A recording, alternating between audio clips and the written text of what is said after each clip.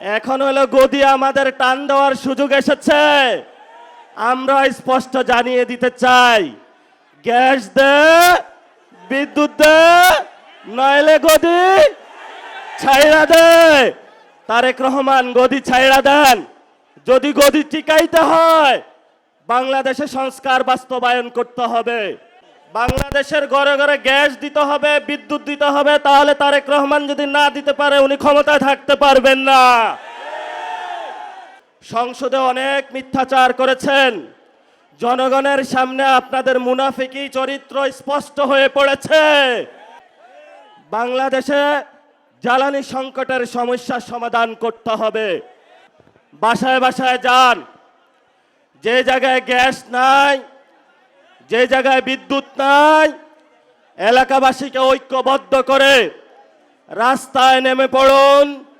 সরকার বলছে ভারত থেকে ডিজেল নিয়ে আসবে, তেল নিয়ে আসবে।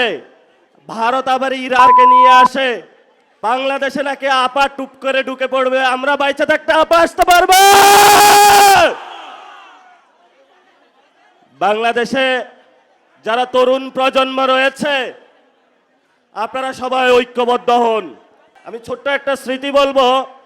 2013 সাল বেগম খালেদা জিয়া ঠিক এই জায়গায় বক্তব্য দেওয়ার জন্য এসেছিলেন। আমিও এইখানে এসেছিলাম, আপনাদের কাতারে ছিলাম। এখানে দেখি চেয়ার নিয়ে মারামারি শুরু করে দিয়েছিল তৎকালীন ছাত্রদল যুবদল। ওই সময় বুঝেছিলাম এরা হাসিনাকে ফালাইতে পারবে না। তখন আমরা ইনশাআল্লাহ পুরো বাংলাদেশে গুছানোর কাজ আরম্ভ করি। 17 বছর লেগেছে। সকল দল মিলে ফ্যাসিবাদী সরকারকে বাংলাদেশ থেকে বিতরণ করেছে। এখন আমরা শুনতে পাচ্ছি বাংলাদেশে নাকি আপা টুপ করে ঢুকে পড়বে। আমরা বাইচে থাকতে আপা আসতে পারবো? বাংলাদেশে যারা তরুণ প্রজন্ম রয়েছে আপনারা সবাই ঐক্যবদ্ধ হন।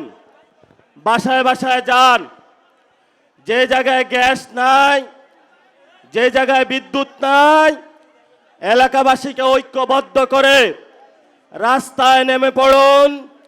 সরকার বলছে ভারত থেকে ডিজেল নিয়ে আসবে, তেল নিয়ে আসবে। ভারত আবার ইরান থেকে নিয়ে আসে। আমরা সরকারকে বলবো, সংসদে অনেক মিথ্যাচার করেছেন। জনগণের সামনে আপনাদের মুনাফিকি চরিত্র স্পষ্ট হয়ে পড়েছে। এখন হলো গদি আমাদের টান দেওয়ার সুযোগ এসেছে। আমরা স্পষ্ট জানিয়ে দিতে চাই, গ্যাস দে, বিদ্যুৎ দে, নইলে গদি ছাইড়া দে। তারেক রহমান গদি ছাইড়া দেন। যদি গদি টিকাইতে হয় বাংলাদেশে সংস্কার বাস্তবায়ন করতে হবে।